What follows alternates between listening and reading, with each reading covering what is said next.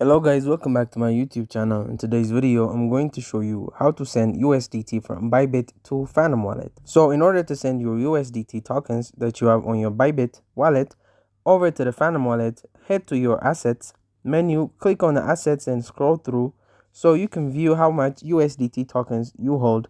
Once you have taken note of that, click on the withdraw option and at the top of the search, use it to search for your USDT. Click on Tether USDT and welcome to on-chain withdrawals. So basically we have on-chain and we have internal transfer.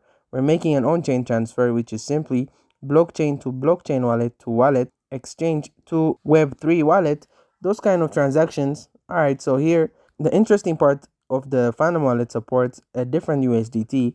So you could send USDT on the Solana network, you can send on Ethereum, you can send on Polygon. So between the three, all you need to do is find the one with less gas fees. Let's say you want to send some USDT out of the wallet later on, you got to find the one with less gas fees to perform transactions. So we could either go with the Polygon or with Solana. If you do not use the option to buy some Solana, there's an option to buy cryptocurrency on here. So you could buy Solana. Now, by all you need is to do is select the network. So we could go with the Solana network here and then enter an address and amount.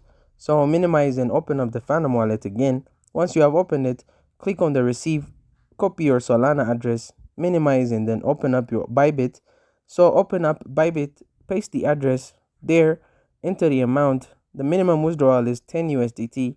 So if you have more than 10, let's say you have 11 because you're going to be paying a withdrawal fee of 1 USDT, you could simply send this and you receive your USDT on your Phantom wallet. When you simply perform a reload here, you would find the USDT.